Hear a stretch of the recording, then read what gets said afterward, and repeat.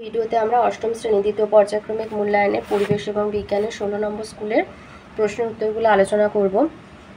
একে আছে সঠিক উত্তরটি নির্বাচন করো। আই, পরিবহন পদ্ধতিতে পদার্থের যে অবস্থার মধ্যে দিয়ে তাপ প্রবাহিত হয় সেটি হলো কঠিন। 2 বলেছে খারিফ ফসলের উদাহরণ হলো গম। 3 প্রদত্ত কোনটি বহিরাগত কার্ব, সিলভার কার্ব। 4 কোনটি তড়িৎ বিশ্লেষ্য পদার্থ নয়, চিনি। 5 গ্যালভানাইজেশন হলো লোহার উপর জিঙ্কের প্রলেপ। 6 প্রদত্ত কোনটি প্রোটোজোয়া বা আদ্য প্রাণী ঘটিত রোগ, ম্যালেরিয়া। 2 দাগের আয়তে আছে হিম মিশ্রণের একটি ব্যবহার লেখো। এটা তোমাদের বইতে 35 পৃষ্ঠায় রয়েছে। এই যে লিখবে কম উষ্ণতার মিশ্রণে মাছ সংরক্ষণে বা ওষুধ ঠান্ডা অবস্থায় এক জায়গা থেকে অন্য জায়গায় নিয়ে যেতে ব্যবহার করা হয়। 2 দিয়েছে কোন রোগের আরেক নাম দমদম জ্বর, কালা জ্বর। 3 দিয়েছে বজ্রপাতের সময় নিরাপদ দুটি স্থানের নাম লেখো। এটা তোমাদের বইয়ের 167 পাতায় রয়েছে। এই যে নিরাপদ স্থান, বাড়ির মধ্যে থাকলে জানলা দরজা বন্ধ করা থাকা উচিত। পাকা বাড়ি নিশ্চয়ই নিরাপদ। আর জানলা দরজা বন্ধ অবস্থায় চলন্ত বাস, মোটর গাড়ি বা রেলগাড়ি হচ্ছে নিরাপদ। তাহলে পাকা বাড়ি আর দরজা জানলা বন্ধ অবস্থায় চলন্ত বাস, মোটর গাড়ি বা রেলগাড়ি নিরাপদ। 4 দিয়েছে সূর্য থেকে তাপ কোন পদ্ধতিতে পৃথিবীতে পৌঁছায়, বিকিরণ। 5 দিয়েছে বিশুদ্ধ জল তড়িতে সুপরিবাহী নয় কেন, এটা আছে 114 পাতায়।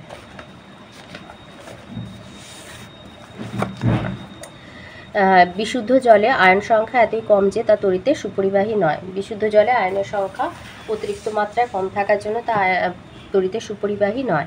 6 দিয়েছে গরমকালে ভেজা শরীরে হাওয়ায় দাঁড়ালে আরাম লাগে কেন, এটা বইয়ের 37 পাতায় রয়েছে।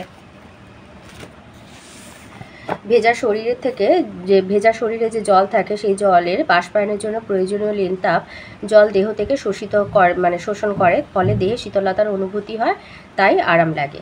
তাহলে লিখবে যে গরমকালে ঘামে ভেজা শরীরে হাওয়ায় দাঁড়ালে আরাম লাগে, কারণ ঘাম বাষ্পায়নের জন্য প্রয়োজনীয় লীন তাপ দেহ থেকে সংগ্রহ করে, ফলে দেহে শীতলতার অনুভূতি হয় এবং তাই আরাম লাগে। 7 দিয়েছে কোন ধরনের মাটি চা চাষের পক্ষে উপযোগী, এটা বইয়ের 217 পাতায় রয়েছে।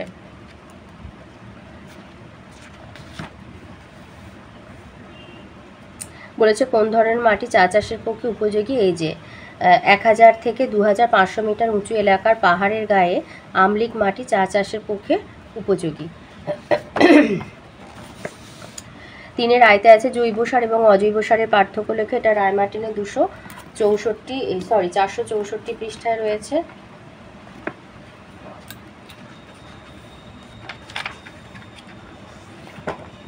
জৈব সার এবং অজৈব সারের পার্থক্য 464 পৃষ্ঠা রায়মার্টিনের।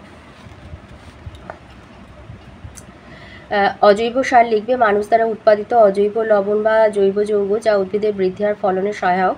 জৈব সার হচ্ছে প্রধানত প্রাকৃতিকভাবে বিয়োজক দ্বারা উৎপাদিত উদ্ভিদের বৃদ্ধি ও ফলনে সহায়ক বিয়োজিত ও পাচিত জৈব পদার্থ। উপাদান অজৈব সারে উদ্ভিদের পুষ্টি উপাদান সমৃদ্ধ হয়, যেমন নাইট্রোজেন, ফসফরাস, পটাশিয়াম বা এনপিকে। আর জৈব সারে তুলনামূলকভাবে নাইট্রোজেন, ফসফরাস আর পটাশিয়ামের পরিমাণ কম থাকে। অজৈব সারে হিউমাস সংযোজনের কোনো ভূমিকা নেই। জৈব সারে হিউমাস সংযোজনে গুরুত্বপূর্ণ ভূমিকা পালন করে। দ্রাব্যতা জলে সহজে দ্রবীভূত হয় বলে উদ্ভিদ এই সার দ্রুত গ্রহণ করে, আর জৈব সার জলে দ্রবীভূত নয় বলে উদ্ভিদ ধীরে ধীরে গ্রহণ করে। অজৈব সারে পুষ্টি উপাদান নির্দিষ্ট, জৈব সারে পুষ্টি উপাদান নির্দিষ্ট নয়। 3 2 নম্বর বলেছে জারণ বিজারণের পার্থক্য। তো এখানে বইতে আছে, লিখবে জারণ হচ্ছে অক্সিজেন বা ক্লোরিন যুক্ত হওয়া, বিজারণ হলো অক্সিজেন বা ক্লোরিন বেরিয়ে যাওয়া। 2 নম্বর জারণে হাইড্রোজেন বেরিয়ে যায়, বিজারণে হাইড্রোজেন যুক্ত হয়।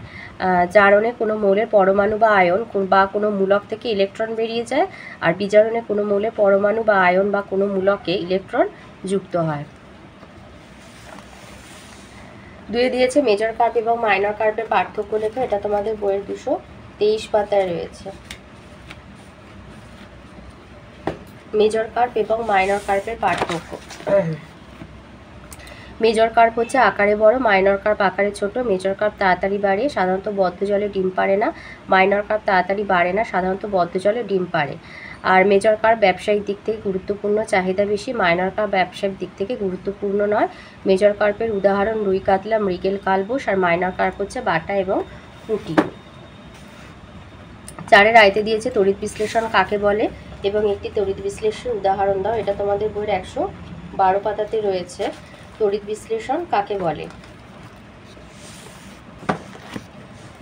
লিখবে গলিত অবস্থায় বা দ্রবণে কোনো পদার্থের মধ্য দিয়ে বিদ্যুৎ পাঠিয়ে রাসায়নিক পরিবর্তন ঘটানোর নাম হলো তড়িৎ বিশ্লেষণ। আর একটা তীব্র তড়িৎ বিশ্লেষ্য হচ্ছে, তোমার এখানে উদাহরণে অনেকগুলো রয়েছে, sodium chloride, potassium hydroxide, sulphuric acid, copper sulphate. তো যে কোনো একটা দিয়ে দেবে। 4 2 নম্বর প্রশ্ন দিয়েছে মধুর পুষ্টিগুণ লেখো। এটা তোমাদের বইয়ের 221 পাতাতে রয়েছে।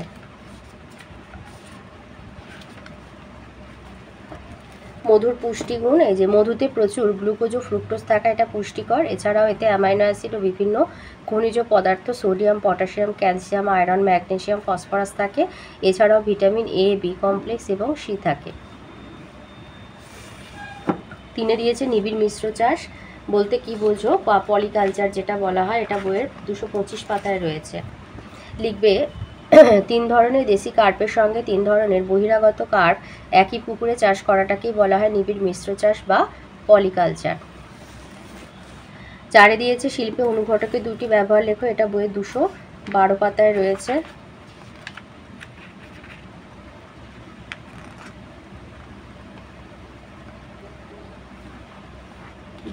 হবে না, এটা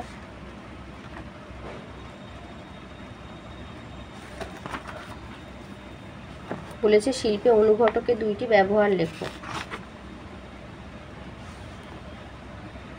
ওটা রায়মার্টিন সহায়িকা 212 পৃষ্ঠাতে রয়েছে। এই যে শিল্পে অনুঘটকের 2টো ব্যবহার, এক হচ্ছে অসওয়াল্ড পদ্ধতিতে নাইট্রিক অ্যাসিডের শিল্প প্রস্তুতিতে অ্যামোনিয়ার জারণে প্ল্যাটিনাম তারজালি অনুঘটক রূপে ব্যবহৃত হয়। 2 হচ্ছে স্পর্শ পদ্ধতিতে সালফিউরিক অ্যাসিডের শিল্প প্রস্তুতির সময় সালফার ডাইঅক্সাইডের জারণে প্ল্যাটিনাম চূর্ণ বা ভ্যানাডিয়াম পেন্টঅক্সাইড অনুঘটক রূপে ব্যবহৃত হয়।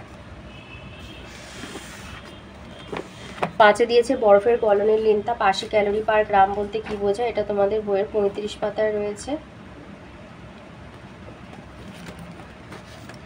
বরফের গলনের লিনতাপ 80 ক্যালোরি পার গ্রাম, এর অর্থ হচ্ছে প্রমাণ বায়ুমণ্ডলীয় চাপে 0 ডিগ্রি সেলসিয়াস উষ্ণতার 1 গ্রাম বরফকে 0 ডিগ্রি সেলসিয়াস উষ্ণতার 1 গ্রাম জলে পরিণত করতে 80 ক্যালোরি তাপ প্রয়োগ করতে হবে। 6 দিয়েছে ডেঙ্গি রোগের বাহক এবং রোগ সৃষ্টিকারী জীবাণুর নাম লেখে। এটা বইয়ের 169 পৃষ্ঠায় রয়েছে।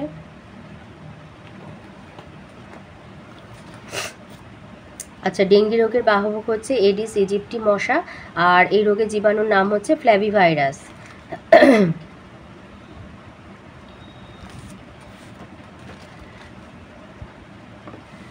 7 দিয়েছে জলে অ্যামোনিয়াম ক্লোরাইডে দ্রবীভূত হওয়ায় যে তাপগ্রাহী পরিবর্তন তা কী করে বুঝবো। এটা রায়মার্টিনের 215 পৃষ্ঠায় আছে।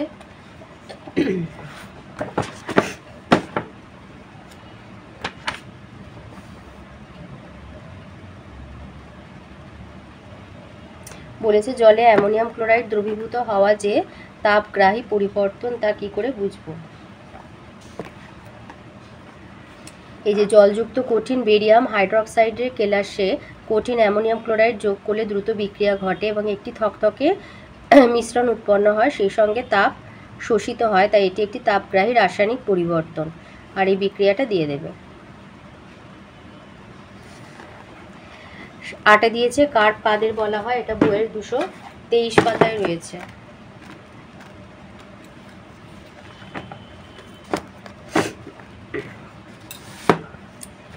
কার্প কি, এই কার্প কি আর কার্প কাকে বলে একই। এই যে মিঠে জলে বাস করা যেসব অস্থিযুক্ত মাছের ত্রিকোণাকৃতি মাথায় আঁশ থাকে না, অতিরিক্ত শ্বাসযন্ত্র ও চোয়ালে দাঁত অনুপস্থিত আর দেহের ভেতরে পটকা থাকে, তারাই হলো কার্প। রুই, কাতলা, বাটা ইত্যাদি মাছ, এদেরকে কার্প বলা হয়। তো এই ছিল আজকের আমাদের 8ম শ্রেণীর দ্বিতীয় পর্যায়ক্রমিক মূল্যায়নের বিজ্ঞানের 16 নম্বর স্কুলের প্রশ্নের উত্তরগুলো।